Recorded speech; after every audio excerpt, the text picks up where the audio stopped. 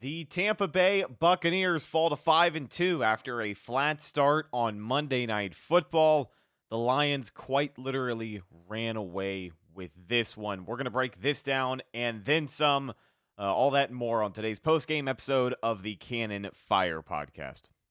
I want to hear cannons. Downfield, pull up, ball to the 5, touchdown Tampa Bay. Mike Evans does it again. Fire the cannons, Bucs. It's first and goal. That's picked off. That's picked off. And who else? Rondé Barber. And the Tampa Bay Buccaneers may ride to the Super Bowl with that one. Third down, 18. Dropping Gannon, looking Gannon. Those up with the head. Intercepted. At the 40. Derek Brooks 30. Brooks to the 25, 20. Derek Brooks all the way. There it is. The dagger's in. We're going to win the Super Bowl. And then the cannons come. Fire them. Keep on firing them. Keep on firing them. 24-9 is your final score in this one, as the Tampa Bay Buccaneers offense cannot muster up much of anything and give us 9 points. There are a lot of takeaways from this game, but without a doubt, the most disappointing game we have seen from the Tampa Bay Buccaneers thus far in the 2025 season. I mean, the Philly game was, definitely an ass whooping by halftime, but the way that the defense was able to clamp down in the second half, hold Philly to no yards and claw their way back into that game, you never truly felt like they were out of it. In this game, quite frankly, Evan, it felt like the offense just never even really showed up. And we got plenty of splash plays, plenty of fourth down stops from this Buccaneer defense. And we didn't see much of anything in terms of offense tonight. I think on top of that, maybe the most disappointing performance we've seen from Baker Mayfield thus far in 2025. Just the return of the primetime Bucs that a lot of us had feared heading into this 2025 season. Yeah, I mean, look, you mentioned about how with that Philly game, the never really felt out of it, right? And this one, they never really felt in it, right? Like it never. You never really felt confident that this offense was going to be able to do much of anything, right? Like, and it was kind of evident early, right? There was some people in our comment section with the game preview saying about how the points that I had made and you had made about Detroit kind of being an angry football team coming into this game, and potentially playing with a lot of pride didn't matter, and that the Bucs would be playing angry as well, and this and that. Did you watch the same game I did? Because there was one team that looked like they had a lot more energy, a lot more fight, a lot more pride than the other. And that was that was Detroit. That was their game, right? And they simply weren't going to be denied, especially on the defensive side of the ball. The Bucs execution wasn't good enough. But also I do tip the cap to the opponent a little bit. I thought Detroit played one heck of a defensive game. Josh Grizzard, they didn't really seem to have much answers for the man coverage look that they were getting in the first half. The pressure was building up early and often, honestly. I mean, Baker wasn't sacked much until really the second half is when they started to really get him down, but they were still affecting with some pressures. And in turn, that led to Mayfield getting a little bit of happy feet, getting uncomfortable. And I mean, I would say I don't know if it was his worst game ever as a Buck, but I think it was his most inaccurate game as a Buck. He was all over the place. He couldn't hit the broadside of a barn tonight. And, unfortunately, that's not going to win, right? You're not going to win games like that when your quarterback plays that bad. And should he have had an interception? I don't think it's an interception. I don't think, and the Bucs got the wrong end of a few calls, right? A few 50-50 calls, two, involving Kate Otten, I thought.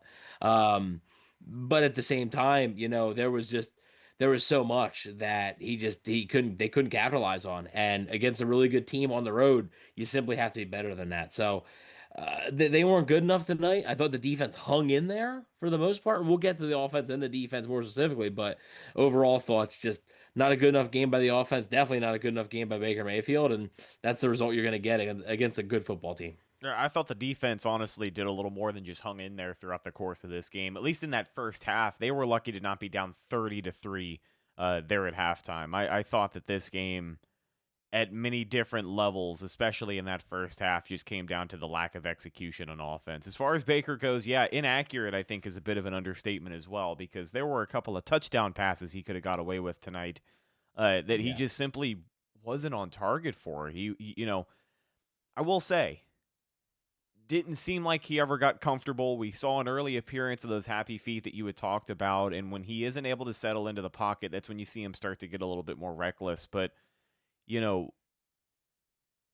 just wasn't hitting guys. Like when he had time, on the rare occasion that he did have time, because there were a few chances he had to sit in the pocket and fire away, he was overthrowing guys by, 5 whole feet, it seemed like. And on top of that, breaking report here from Pewter Report, the Bucs are concerned that wide receiver Mike Evans suffered a broken collarbone versus the Lions and is expected to miss most, if not all, of the remainder of the season. That Mike Evans injury was pretty hard to watch. I'm not going to lie to you. Vibes were somewhat high, regardless of the slow start. It was nice to see Mike back into the game. He got a couple of targets and then just took a nasty hit to the turf. Baker tried to target him over the top deep. He goes down, does not get back up, and took some of the trainers to get him over to the sideline. He ends up being carted off. And now, again, the fear is that he has broken his collarbone, so his season is likely over. His streak of 1,000-yard seasons is likely over. Is that the final snap we have seen from Mike Evans' career? I would certainly hope not. But I think it just follows a trend of everything else from the game tonight. That sucked, man. It really did. Yeah, I mean, we'll have to wait and see. Obviously, that's the first thing that comes out. It's not really a surprise. You could sort of tell it was an upper body thing. Then they say shoulder, concussion. I could tell it wasn't his hamstring. Like you could tell what he was favoring. So I'm just waiting for the people to come in and say, "Yep, they rushed him back." Well, it's not the hamstring. It's something completely different. So it does not matter, right? It's not like he tore his hamstring, and that's the reason. It's something completely unrelated, right? So they didn't rush him back. It has nothing to do with it. It would suck, and and John Leonard even brought up a point, typical recovery time for something like that. If the Bucs do make the playoffs, assuming they do, he'd probably be able to come back. He'll probably be able to come back maybe in the playoffs. So don't know if you've seen like the last of Mike Evans this season, and I don't think. I mean, we're just down the line, but like I don't think this is it for Mike Evans, like in his career, especially. I don't think that's the way you want to go out anyway. But yeah, that definitely would suck, and it was clear that it was pretty bad early on, and now the Bucs gonna have to move on and hope that Emeka Egbuka steps up. Bucs took a risk tonight, playing Emeka Egbuka. Seemed to get out of there healthy. But yeah, that would definitely suck if Mike Evans, and it sucks that like it's a good thing that he tied the record, right, for like consecutive 1,000-yard seasons, because that's something that like will always be there. But it is a shame that it's an injury that takes it away from him not potentially breaking it. And not like, look, he plays all 17 games and he's just kind of cooked and he doesn't get there, right? Like, it sucks that he's never going to have a real chance to get that. Or most likely, assuming that that's correct. So we'll wait and see. But yeah, not great. Let's get to the people. Got a few callers lined up here from the 813. Who's this? Yo, it's BK, man. BK Jackson. What's up, BK? What's going on, guys? I'll tell you what, man. I've got 2 different takes on this particular game. You guys already touched on the fact that we came out slow, we came out flat, but we name a game where we haven't come out slow and come out, flat. And I think this is the one game where hopefully this is a wake up call game. I feel like every year, every team, especially ones that make it far in there, you have a wake up call game. Where it's like, all right, cool. This is stuff where, Devontae was, there was like reports on one game where Devontae was going off mad about how slow the team was starting, especially on defense. These are the type of things that happen. And this was one of those ones where we never actually got on track, where I think everybody just believed, hey, if we just hang around, we'll find a way in the fourth quarter. And it just didn't yield that this time around. But I mean, we still have the benefit of the schedule. The issue that I'm having is we go from being maybe 1, 2, 3 seed to possibly losing to all division leaders. By the time this is all said and done, if you're looking at it, then we may get a home game and then win that home game and then have to spend the rest of the playoffs on the road. So that's something we'll have to face, and that's if we, obviously win the division. So we'll go from there. More importantly, on this particular game, though, I will say this: I don't know what we're going to do on defense.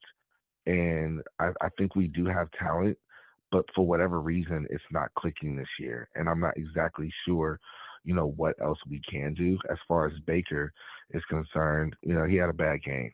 That's what it is. Like, he had a bad game. There was no magic to be made out of the stuff. There were plays to be made that he left on the field, a lot of high balls. He started seeing ghosts, a lot of, 2 missed touchdowns. He hits Tez on that touchdown. That last drive, it's big time. You know what I mean? It's almost like, so we'll see what happens. I just think overall, I think this is a loss that we needed. I really hope, Mike is okay. But I do think from a team perspective, this is a loss that we needed. I do have a question for you guys.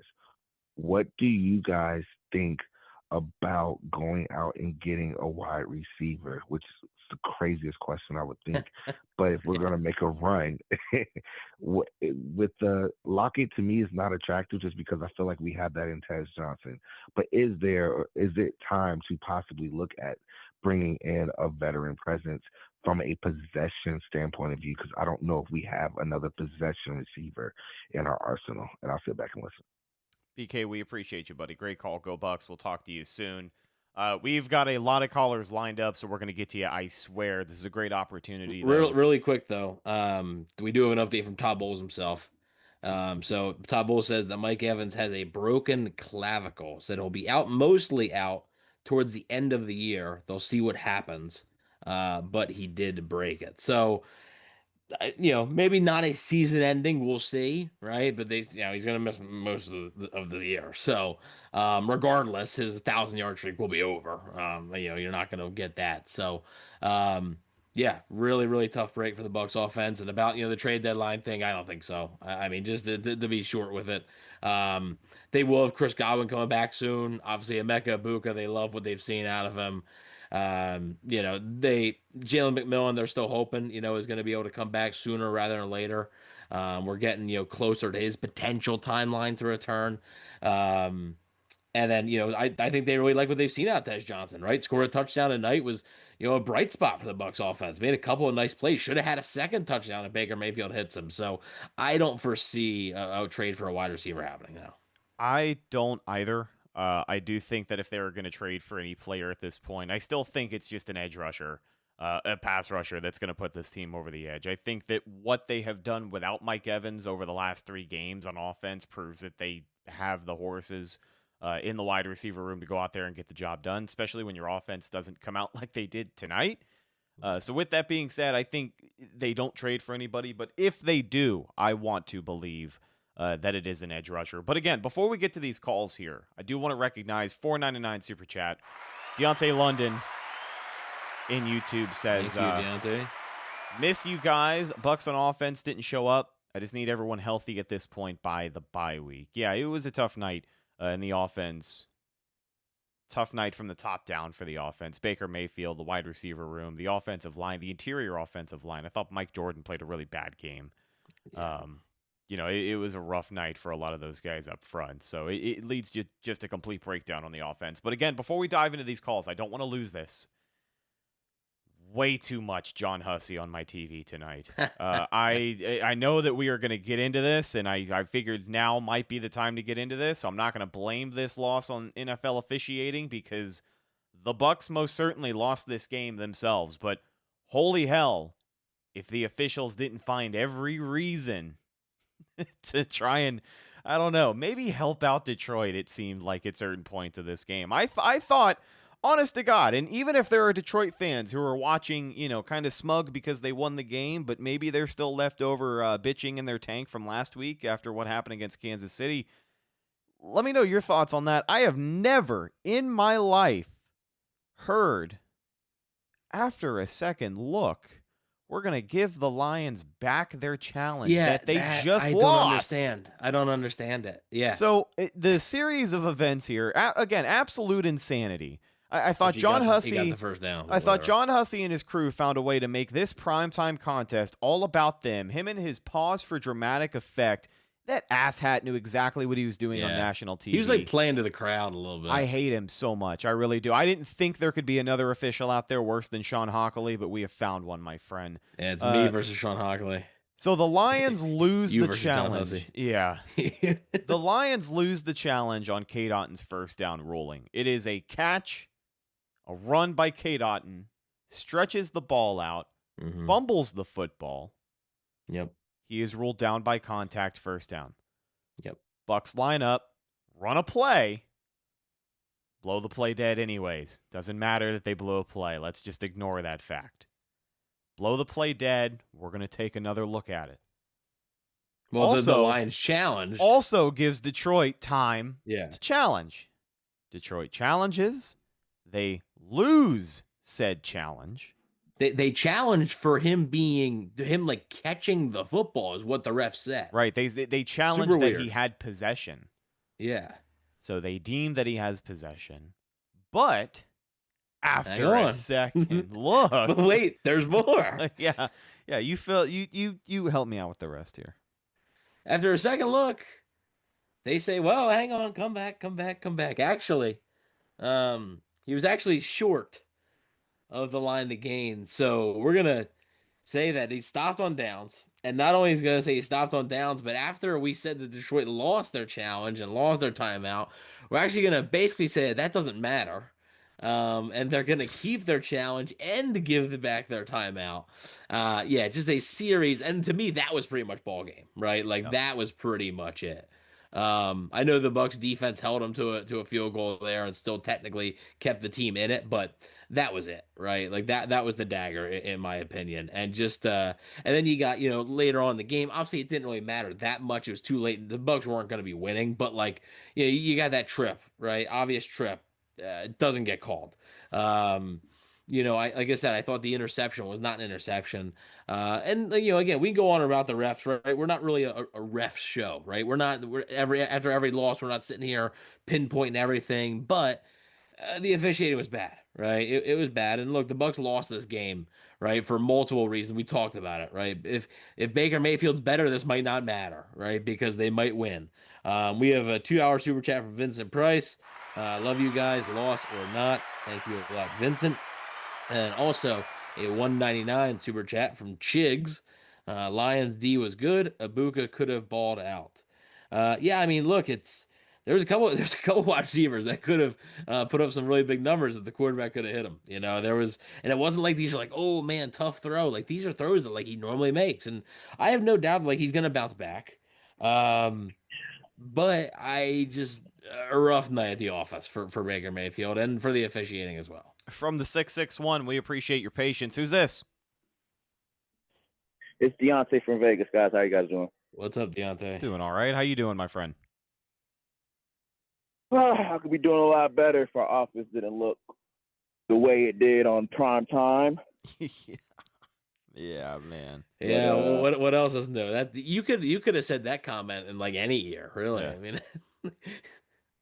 Yeah, and I'm kind of getting sick of it, man. To be honest with you, man. Prime time Buccaneers are just not a thing that, not a good thing, man. I could just leave it at that. Yeah, I've seen worse primetime games, I think, of my life than any other game. Yeah, it was a rough one. Well, I mean, the Thursday Night Football versus Atlanta 2014 has got to be the worst, but yeah. I mean, listen, if we're going for 56 or something. If we're going for worst primetime losses this decade, you can look at 38-3 a couple of years ago. I think arguably that 9-0 game was even more frustrating than this game felt. Just that was terrible. in terms I tore of them to shreds after that game. yeah, in terms of offensive ineptitude, I think is the correct word. Maybe I said that correctly. I'm not entirely sure. But it just felt like every little thing on offense tonight had to be earned, and it was pulling teeth getting those guys down the field. And on top of that, Detroit made it look easy because Jahmyr Gibbs had the single greatest individual performance in Lions history tonight. Oh my goodness, dude, he looked like Barry Sanders and a half out there. That was it. And honestly, I know that we've complained a lot about the Bucs up until this point, which there is a ton to complain about when it comes to this loss. But again, Evan, as you had kind of alluded to before, I do think that you have to tip the cap to Detroit. What they were able to do on offense with Jahmyr Gibbs in that performance, and honestly, I think what they were able to do on the defensive side of the ball with 0 starting defensive backs, they clamped this Tampa offense better than any other team so far this season. And like that took a damn good game plan, and they executed well. Yeah, it did. I mean, some of those guys in Detroit, I didn't even know they were even still in the league. Yeah. And they out there just playing out of their mind versus my Buccaneers. And it's just typical fashion at this point. Why wouldn't it be? My favorite player gets out. He gets hurt after making, which I thought it was a catch. I thought they should have gave it to him at least. It didn't look like the ground caused it to jar loose or anything. I don't know what a catch is nowadays in 2025. Nobody does. But yeah, man, we got 6 and 7 stringers covering Shepard, Emeka, and Taz, and they're winning. And Bakers can't read anything post snap. It was just too high shell all day. It was either man or zone, and we just could not execute at all.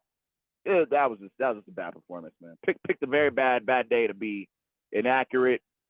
Yeah. The O-line, he wasn't under duress really all game, but it was. I wouldn't say that was the best performance by our offensive line. I think you guys would agree with that, but couldn't run the ball because we were down most of the game. It was just I don't know what our game plan was going into this game. I really don't. I really, really don't. I am curious. Hey, great call, my friend. We'll talk to you soon. Go Bucs. I am curious how much Mike Evans going down affected the game plan for Josh Grizzard. I know he's been kind of used to dealing with a shorthand as far as the receiver room goes, but outside of that, like how far out of structure were the Bucs actually playing after losing Mike Evans? Yeah, but like the game plan wasn't good before it. You're right. You're right. It wasn't like things were just going to magically get better.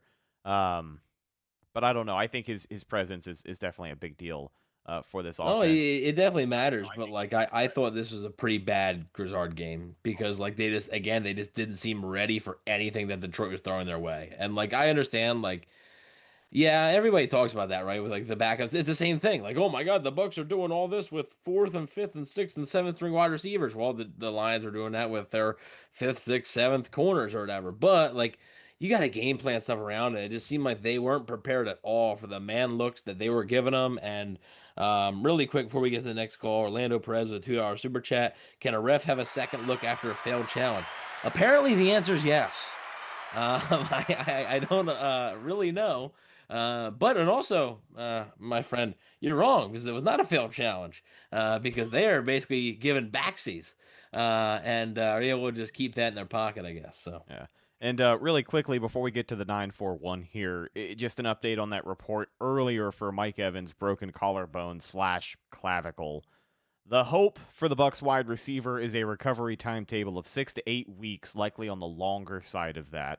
That would get him back at the end of the regular season, and for the postseason, it does end his 1,000-yard streak, but the hope is that he is able to return at some point this season, especially if the Bucs continue to have aspirations for the postseason. Let's get to some more callers here. We appreciate your patience very much. Who is this? How you boys doing tonight?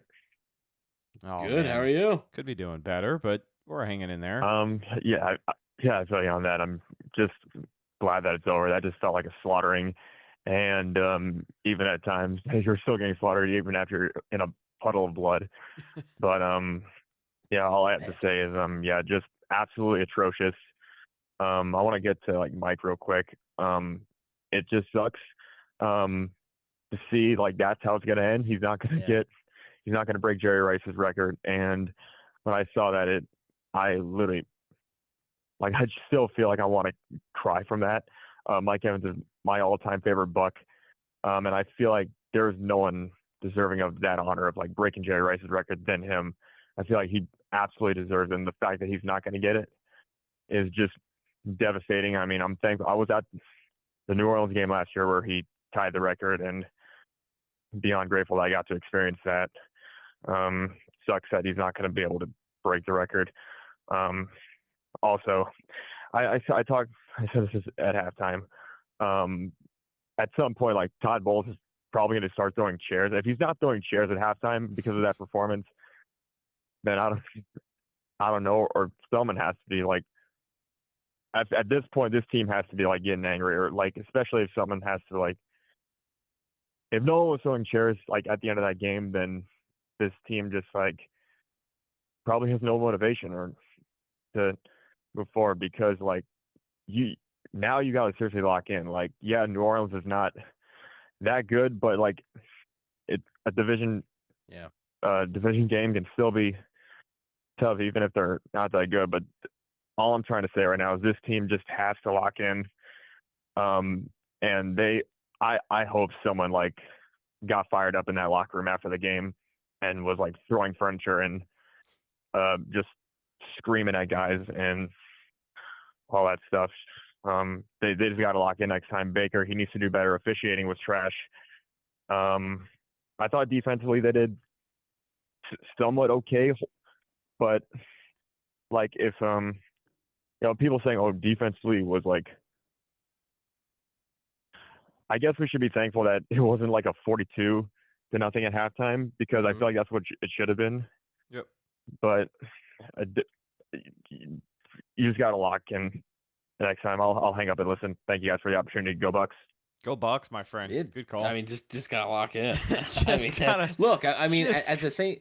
I agree, right? Because he brought up a point about the division game. It's a road game, right? The Bucs are still 5-2.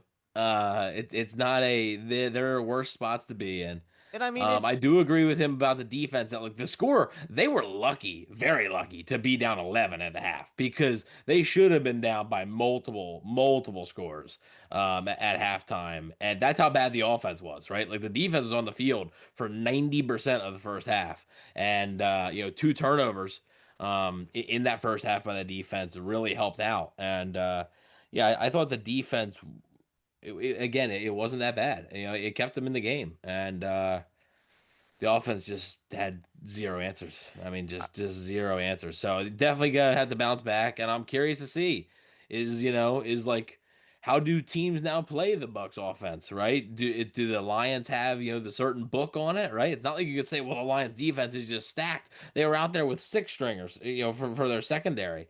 Is that something where other teams are going to be looking at what the Lions did and try and replicate that? Obviously, you're not going to be able to replicate it to a T, but like, are other teams going to be trying to copy that now as a way to slow down this Buccaneers offense? So it is one game.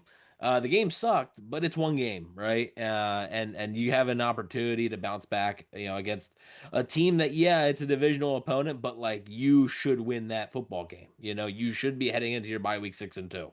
Not guaranteed. Nothing's guaranteed in the NFL, but you should be doing that, and we'll see what happens. But it's definitely, I think he brought up some good points about that. But at the same time, 5-2 with the injuries they've had and continue to have, right? Hassan Reddick left this game as well, something to keep an eye on. There are worse spots to be in. Yeah, it's the Lions. It's another top NFC team. We kind of touted that coming into this game. We knew that the level of competition was going to be increased this week, and they're a gritty team, and that's what you're going to get when you start playing right now in the middle of one of the toughest stretches of your entire schedule. I mean, you had Philly, you had San Francisco, you had Seattle, and of course now you have the Lions. I mean, and 2-2 in that stretch is not terrible. Not at all. Not at all. I think most people would take that. I think most people expected that at the beginning of the year.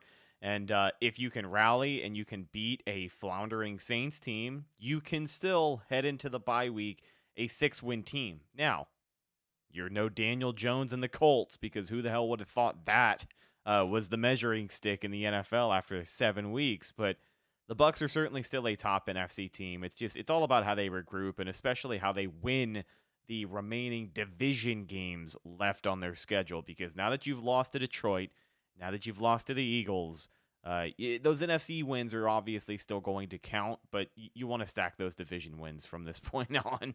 Mm-hmm. I think any winnable game is one that you're certainly going to want to take. But one more game left until the bye week here, and the Bucs are, I don't know what kind of shape they're in, but we have got 7 people on hold. We greatly appreciate you guys hanging on for us. Who is this? Josh, Tucson, Arizona, baby. What's up, Josh? What's up, man? Hey, man, first off, I gotta say,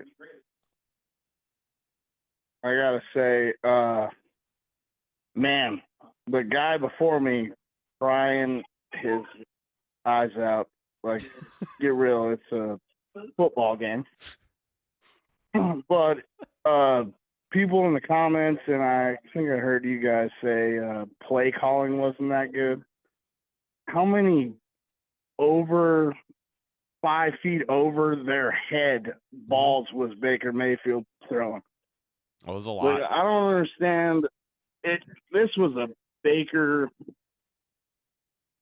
kind of all on Baker game. I get that he was pressured a lot from the front 7, but it doesn't make sense to me that we're screaming at the offensive coordinator and calling him out or saying anything about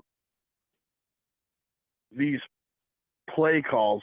This was a game that was on Baker Mayfield, and I love Baker. And the last 7 minutes of the game, I was like, we got a chance. We got a chance. He just did not pull through this time. And, yeah, officiating sucked, but what are you going to do? Yeah, I agree. Tucson, we appreciate you, my friend. Go Bucs. We'll talk to you soon. One thing I will say, like, why can't both be true? Why can't both be true? Yeah, no, it absolutely can. You can go back, you can watch this game over the next day or two, and you can come to find out that, yes, it was a bad day at the office for Baker Mayfield because he's missing far too many easy throws, right? I mean, that Tez Johnson touchdown just missed him. And that's a throw that he doesn't miss in any other game this season so far. There was I think 2. He missed the touchdown to Ibuka. Yeah. He was short on it. Ibuka was open. Missed Tez a couple times. Even the interception, I didn't think would be an interception. It's because the ball's, Otten has to go reach for it. The ball wasn't there. So it's just a very, very, very inaccurate game. So, yeah, I mean, I didn't like the offensive game plan. I didn't think they were well prepared for what Detroit was going to throw at them. But at the same time, yes, Baker Mayfield did not help. And we say it all the time, right? The players can, the coaches can only do so much, right? The players got to go out there and execute. And I don't really think either on the offensive side really mattered tonight. Continuing to hammer out your phone calls. We appreciate you guys hanging on for us. Who's this? Hey, what's going on, guys? It's Corey from Nashville. Hey, what's up, Corey? We've been watching football a long time. We're fans. And so I never, ever, ever, because the people that don't watch football, they say, oh, it's always fixed anyway. And, bro, this was probably one of the most annoying games I've ever watched from uncontrollables. Like, uncontrollables is like the officiating, right? Yeah. Baker was not good tonight. I'll start with the accountability. The game plan offensively was abhorrent. Especially early, when Mike was playing, right? We were not attacking those DBs like we should have been. Those guys played all that man coverage, and we allowed them to get away with it because we weren't letting go of the ball. We had a green short pass game plan that's hard to execute when a team is playing that much man defense. We kind of opened up the crosser routes a little bit in the second half, and we had a little bit more success in the second half offensively. But man, you know what? I'll just keep it about that because if I talk about the officiating, I'm just gonna get pissed off. Like because that's a bad precedent. The Lions complained about officiating since last week, and it seems like they got rewarded for whatever reason. I don't know what it. And so let me just talk about my Bucs. I'm so proud of my defense.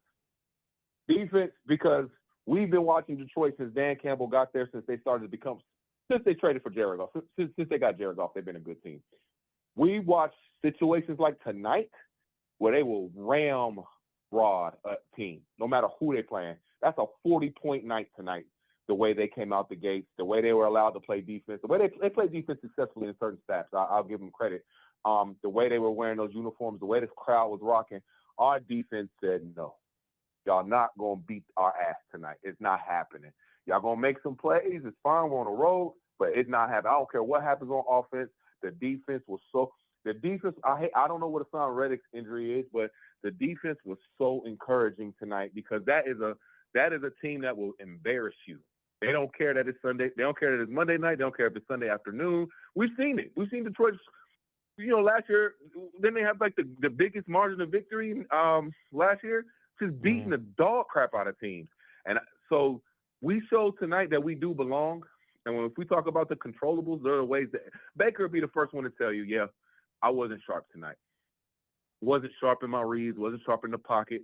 But what did Grizzard do to give him a flow and a rhythm, especially early in that game? So now we're expecting this guy to come off the bench pretty much and just hit three-pointers when we're down. Just hit three. Just go ahead. No, you don't get to warm up. No, just hit the three-pointers. Because early in that game, I felt no rhythm from how Baker's been playing to the play calling. I didn't feel the sequence of playing. But, guys, we're 5-2. The world is not falling. And I thought tonight, as a team, offensively, I didn't think we played well.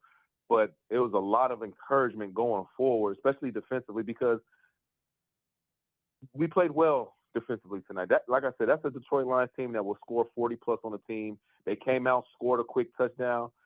Oh, my God. I just thought about their 2 touchdowns they got, and it was off really bad officiating. See, I'm trying not to talk about the officiating. Yeah. I'm trying not to talk about it. But, dude. But anyway, my Bucs showed that we belong. We showed that we belong when we played the Eagles. We just couldn't finish that game. We showed that we belong tonight. I just don't think the game plan was what it needed to be. Credit to Detroit up front. I'll give them credit. Their interior defensive line was very good at getting the push tonight. I got to give them credit. Aleem McNeil clearly made a change on that front. And Graham Barton, I love him, but he ain't Jensen, boy. We need some. He need to go to a training camp with Jensen to just be nasty. He's a nice guy, Graham Barton. I'm from Nashville. He's from Brentwood, Tennessee. Went to Ravenwood. That's not a stressful area. Obviously, everything that says Brentwood is affluent, so he's from Brentwood. So we need a dude from the damn trailer park. No offense to the trailer park, with the hair like Jensen. I don't know, but I'm proud of my defense tonight, man. Baker wasn't sharp tonight. And that's all the NFL's been waiting on, so they can stop talking about him an MVP, which I'm fine with. Honestly, I don't like the accolades and the adulation anyway. So let's lock in. Got division game. I'm worried about Mike Evans. I know they say he's a broken clavicle, but just heal up, King. We're gonna have to. That's why you drafted Buka. That's why you put in on that roster, man. So go Bucs, man. It's always go Bucs. Let's go 6-2 next week, baby. Go Bucs. Corey, great call. We'll talk to you soon, my friend. Couple things here before we get into some other calls. Defense, you got to highlight the big plays, of course. You get splash plays from your playmakers on defense, which is all that we have wanted forever.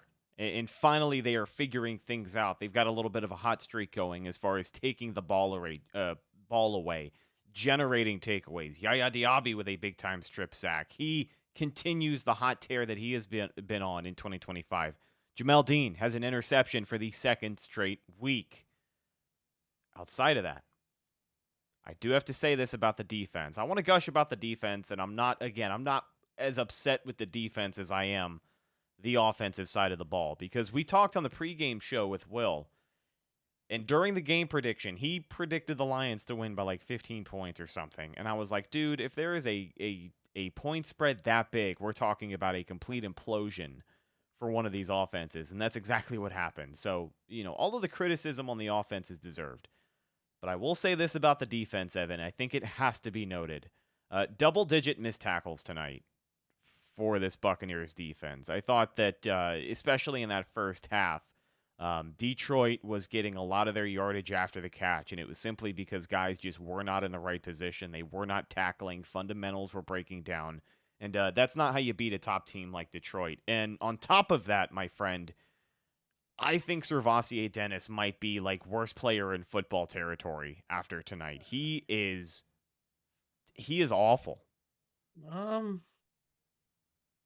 don't know. I didn't think he was that bad. Dude, I don't know if he was particularly good, but like he's awful. He's awful. Let's get had a to sack. He did have a sack, I guess. Let's give him that much. Let's get to our next call here. We appreciate you guys holding. Sorry for all the callers in queue tonight, but surprisingly a lot more people want to talk about a loss. Who Is it surprising though? I guess not. Who is this? Welcome to the show. What's up, man? This is Yankee Bucs fan hailing from the Empire State. Glad to have you. How you doing? Hey, man, I just got to say, Rhett, you should have never shamed all the Bucs fans for not calling during that last loss. I think it's biting you guys tonight. Yeah. Like, hey, take a look at this. Yeah, now people are amped up, man. I like it that way. I know it's a brutal loss, and like I'm gonna be pissed off about it for the rest of the week, no doubt. But I'm glad that people are vocal because this is what the call-in shows are for. Oh yeah, most definitely. And I got to say, so far, man, call of the night goes out to Corey. I love his optimism. You know, I wish I could meet a woman like that and date a woman that's optimistic. We could probably balance each other out. But I got to tell you, man, the defense, you guys hit the nail on the head.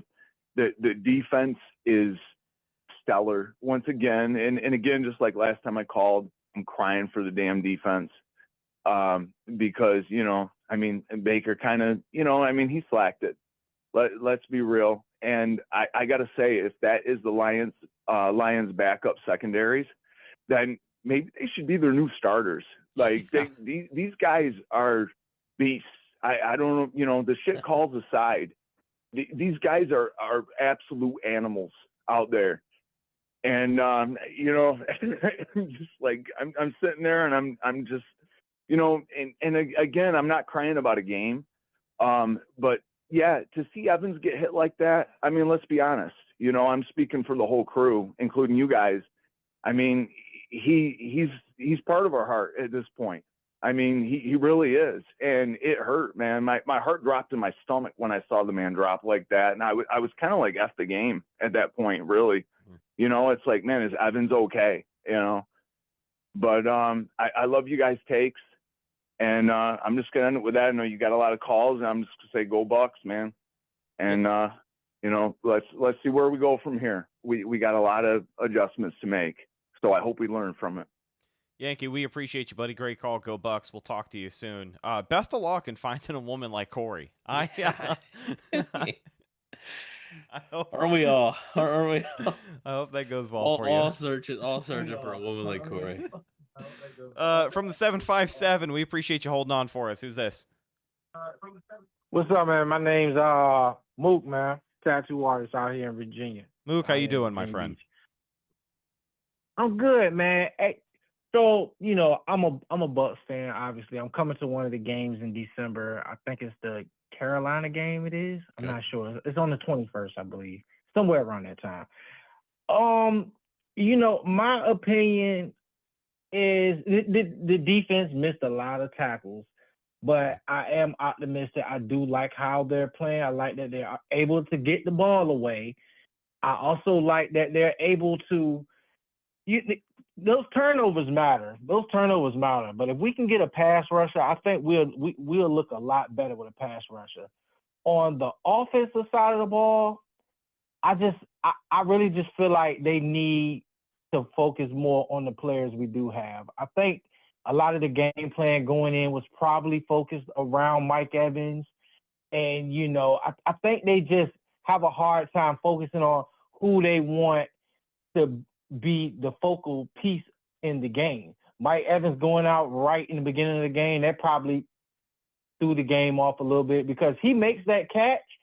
We probably have a different game. The momentum changes. We're on the 10-yard line. Most likely we're going to score, and we're looking at a different game going into halftime. But I don't even understand how he didn't get that call. He completed the catch and let the ball go like I didn't get that. But I think we just need to focus on the players we got. I think Baker Mayfield and Tez, I think they'll get better chemistry because obviously I think his height probably throws him off a little bit with some of them passes he made because the kid can get open, man. I see him as a star in the future, man. Emeka, we obviously know what he is. You know, we get Jalen McMillan back, man. Tez and all of them get on the right page. I think we'll be okay, man. If we go get a pass rusher, I feel like if we don't go get somebody to help in that front, man, we're gonna have some problems because our secondary, they look good, man. Yeah. They look really good, man. I like what I've seen from Dean. I didn't even hear them call McCollum name. Like, I don't even know if they was throwing the ball his way much. But if we can get a pass rusher that forced them to pass that ball a little bit faster, the team's gonna have some problems, man. I hope that's something they do, man. I really hope that's something they do. But I'm still optimistic. Maybe this year be our year. If not, it's okay. We've been doing a great job drafting. So, I love Tampa Bay, man. Go Bucs, man. Mook, great call, my friend. Go Bucs. We appreciate hearing from you. We'll talk to you soon.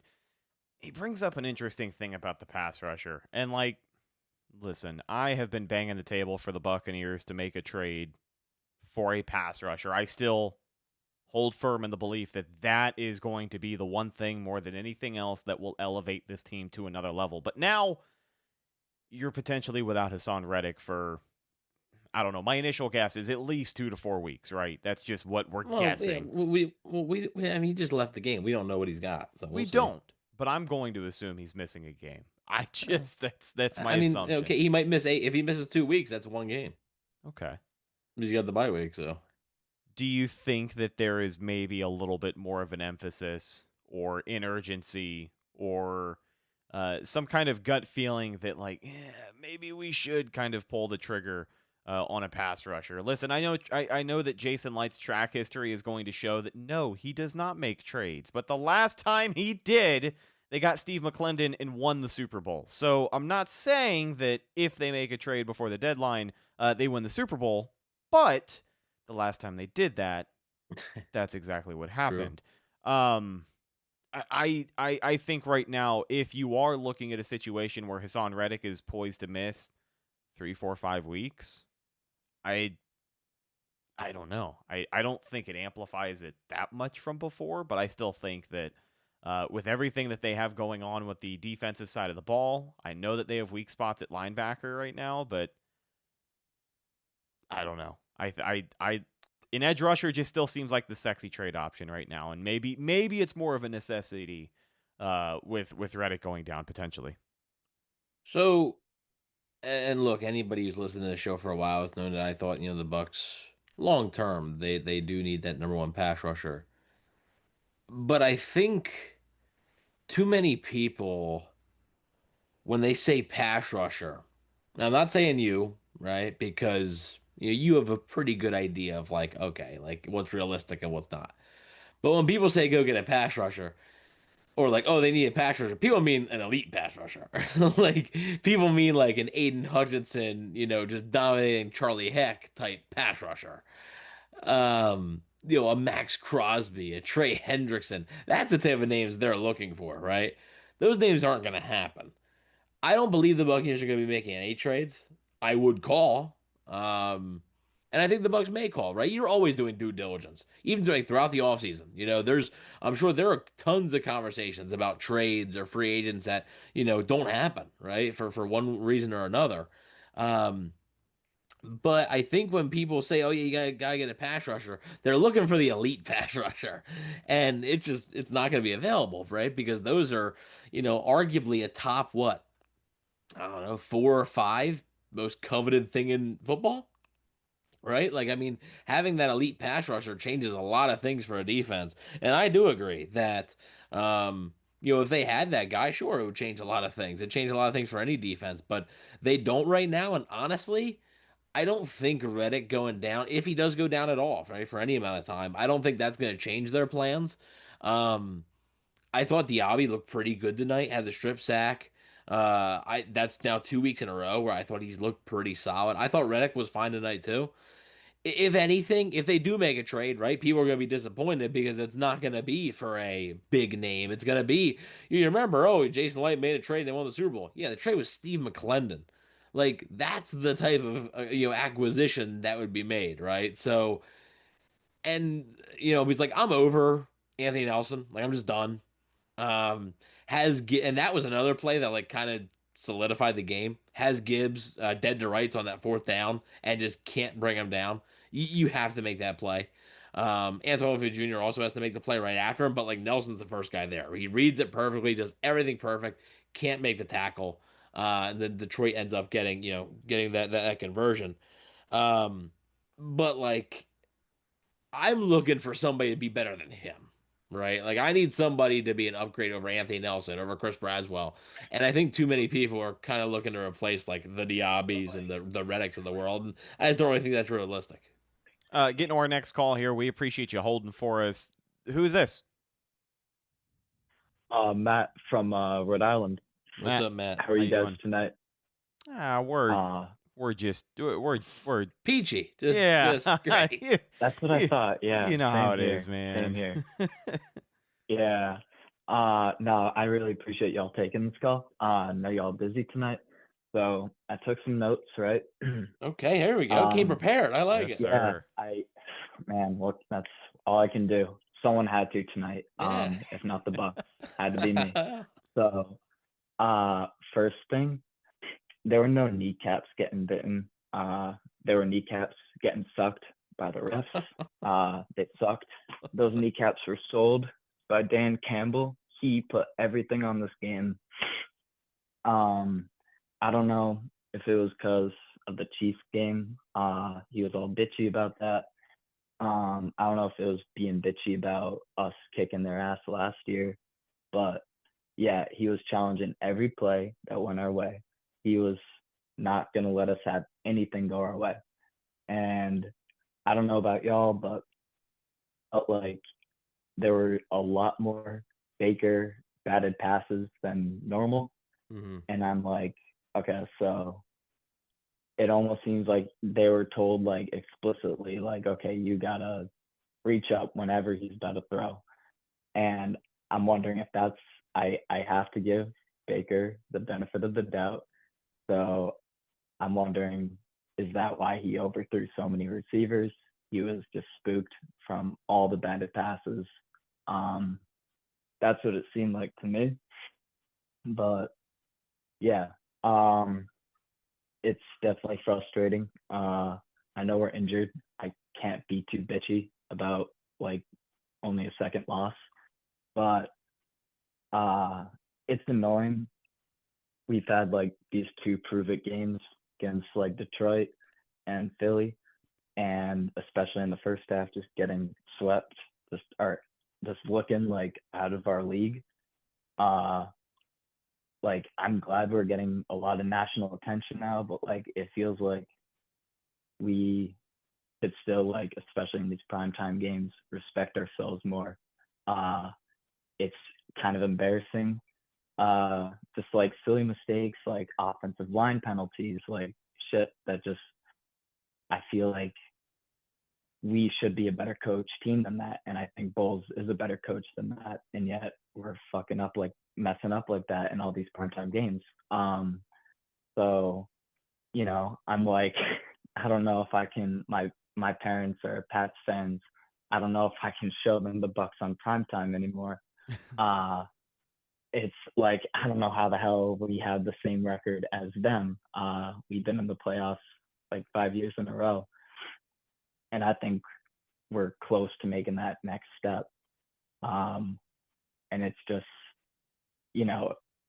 these like Detroit and Philly, putting us, I just hope when we're healthy, we can make these games closer the entire way through and, treat ourselves with respect as a team, because I think we have the talent for that.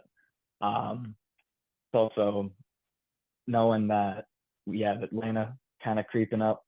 I don't even know if they won last night or not. They did not. I was too busy today.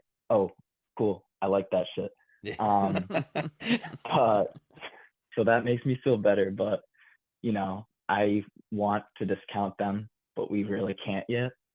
So there's that.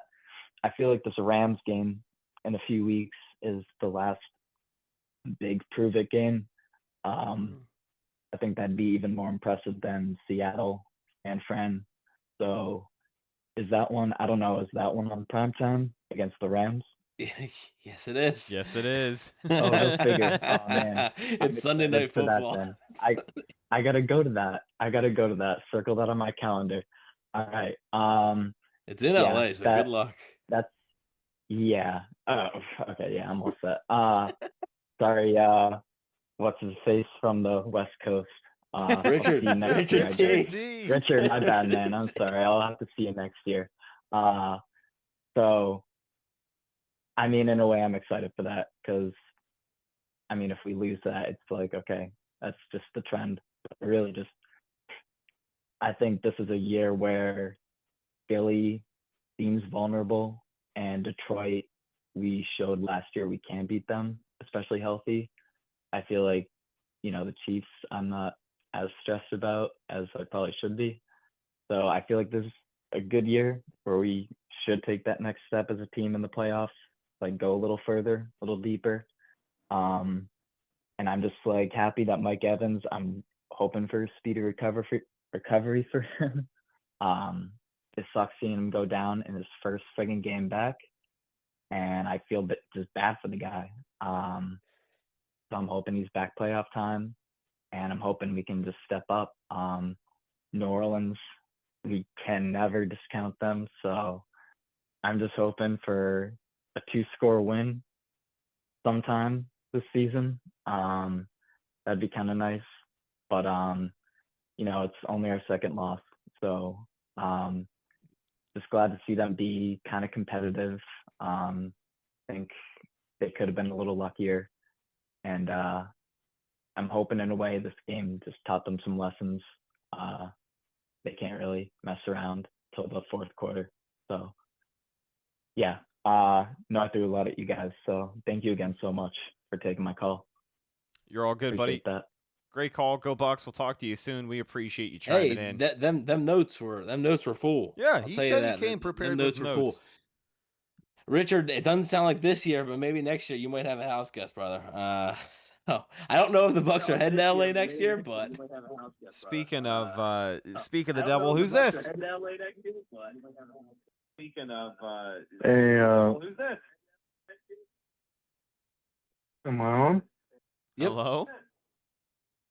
Hey, so all I wanted to ask is, did they not snap the ball when and then they reviewed that play after? Yep. So are you talking about the fourth down? Yeah, when they Bucs hits. Well, with was it Otten that had it in his elbow or whatever, and then they converted it? But I thought they snapped the ball, right? Yeah. Bucs snapped the ball. I don't think they snapped the ball. I am almost 100%. The ref was the ref wouldn't let him snap the ball.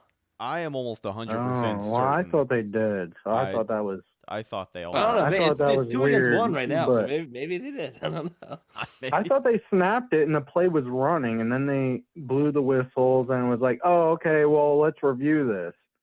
And this happened previously a few weeks ago, and I can't remember what happened then, but it was the same thing where we snapped the ball because that's what happens, right? You make a weird play and they're trying to look at it, and you run up and you snap the ball real quick because once you snap it, doesn't matter.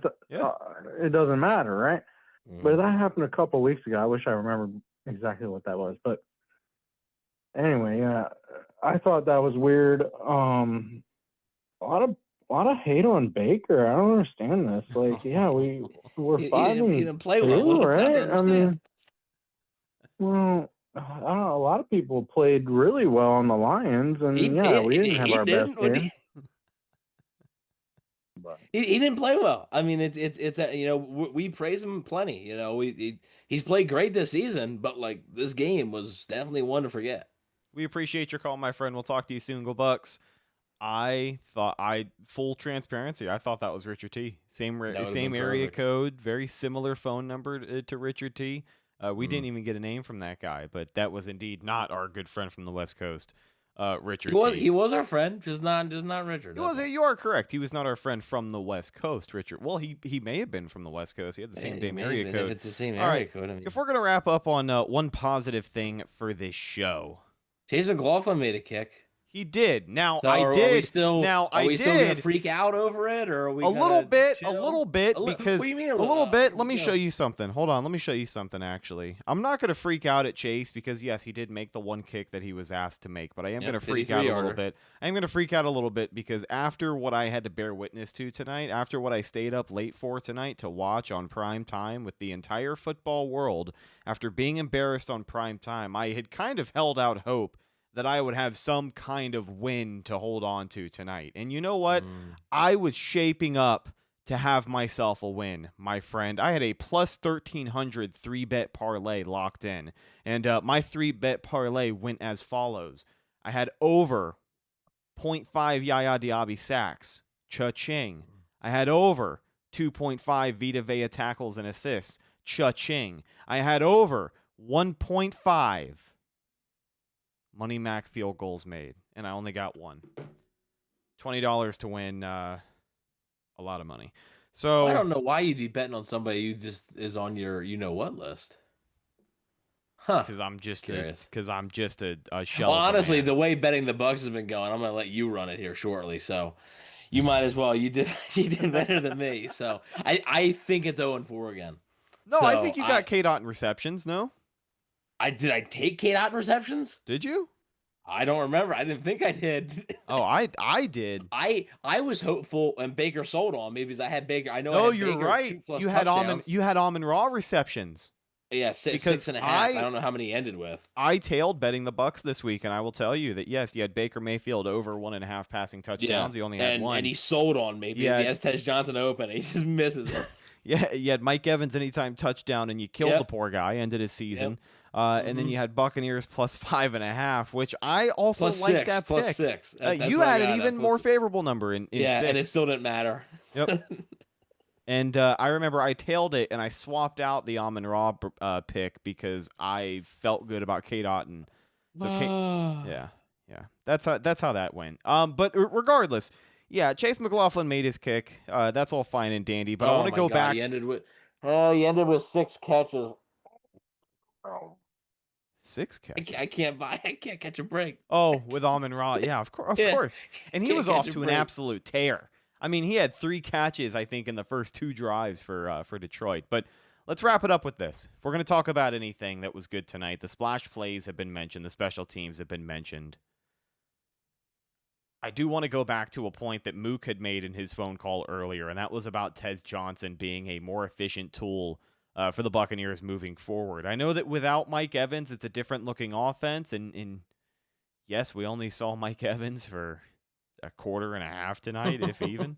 But Tez Johnson has a touchdown for another week in a row. 4 receptions, 58 yards. He could have had 2 touchdowns. Should have. If Baker was on target. So with that being said, Tez is very clearly a guy who can get open in this offense. His touchdown tonight was the most exciting play on offense, I think, for the entire game, simply because of the yards after catch. He basically hurdles out of a tackle and then dives his way into the end zone. That's the kind of play that I think you expected to see from a squirrely player like Tez Johnson. But I am excited to see this guy continue to get involved here in this wide receiver room. I think he's going to be good. It's pretty clear that like they view him as a pretty big part of their offense right now. And he's like, he's not like in the Ryan Miller or Cam Johnson, like he's not in like that role, right? Like he's in a much more elevated role. And will continue to be, right? As long as, Chris Godwin's out, and obviously Mike Evans is going to be out for a little bit. Godwin, I think Godwin is probably going to miss next week, and my guess is he probably comes back week 10 after the bye week. That's just a guess. But that's just, my gut feeling on the whole thing there. So once he comes back, obviously Tez will go down a little bit, but I almost think that they almost have Tej Johnson making a bigger impact sometimes than the guy like Sterling Shepard. Yeah. Because again, if Baker can hit some of the throws to Tez, he has a huge night. Like he has a really big night. So yeah, it's been good to see. It's been fun to see, and especially because when they drafted him, I figured his biggest impact was going to be on special teams, and it really hasn't been that. It's been at receiver, which is a pleasant surprise. So obviously he's playing a little bit more than you'd like, because you would like for to have Chris Godwin right now and to have Mike Evans and to have Jalen McMillan. But as long as you don't, like, Tej Johnson has definitely stepped up, and hopefully he can continue that. Because again, he had a nice day last week, had a really nice night tonight, but it could have been even better. And before we officially wrap up, I do just want to kind of take a second. I almost forgot about this. Really sad stuff about Doug Martin. More details are going to be coming out about that, and that's a discussion for another time.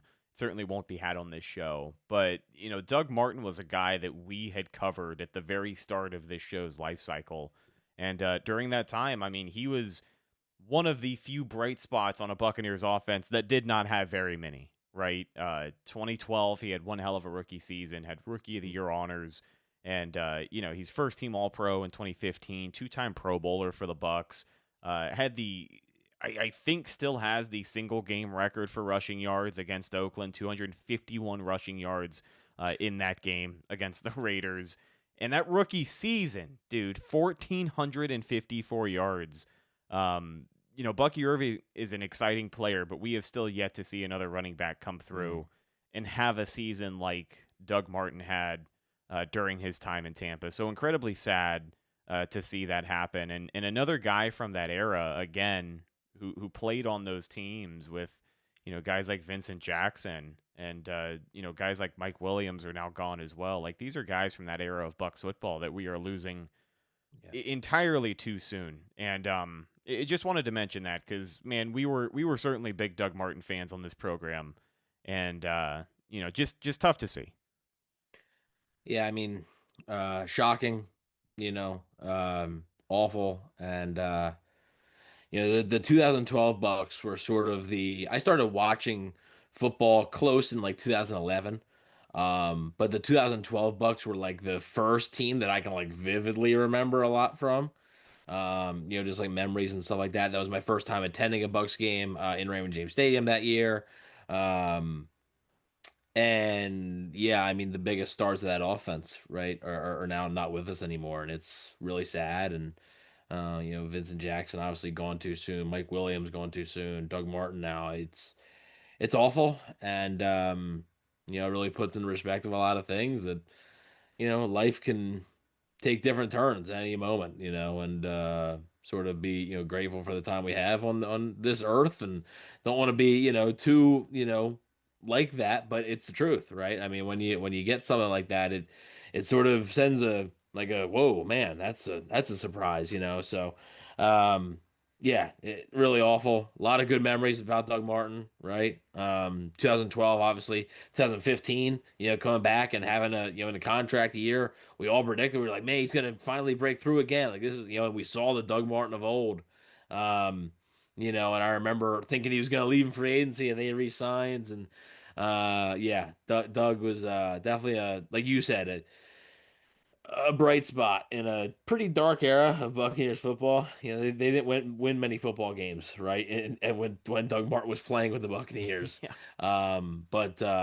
had some big moments, and it's insane, that he's gone. And it's crazy. Daniel Teonisheim also defensive end from that 2012 2013 team, that's also no longer with us. Just shocking stuff. So yeah, prayers go out to Doug Martin's family and all that. And a lot of memories of the Buck. I know a lot of Bucs fans have a lot of memories, right? It's not just us, because he was a bright spot for a lot of us, right? And that's just awful. Yeah, and don't want to end the show on a sad note, but Doug Martin is just one of those guys that a lot of fond memories surrounding his time in Tampa, and I think he's someone worth at least saying a few words about. So with that being said, ladies and gentlemen, that's just about going to do it for this week's post-game edition of the Cannon Fire Podcast. I want to thank everybody hanging out with us here in the YouTube chat. MK, DJ Warren, Bandwagoner, Mook Tattoo. Appreciate you calling in as well.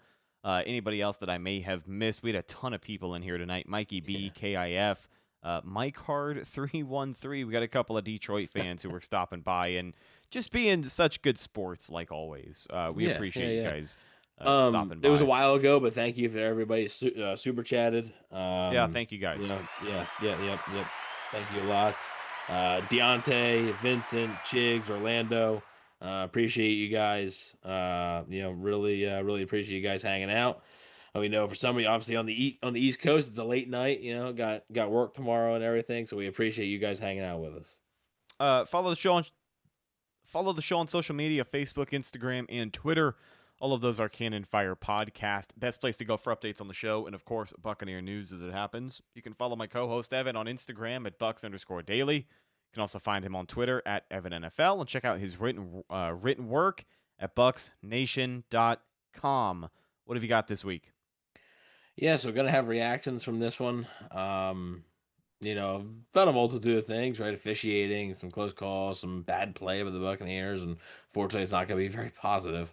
And then, moving on to New Orleans, right, as the Buccaneers are going to be doing, and hopefully they can bounce back. But on the Cannon Fire Podcast YouTube channel, if you're listening on audio, we appreciate you listening on audio. But if you want a little bit more coverage here on YouTube, check out the Cannon Fire Podcast YouTube channel.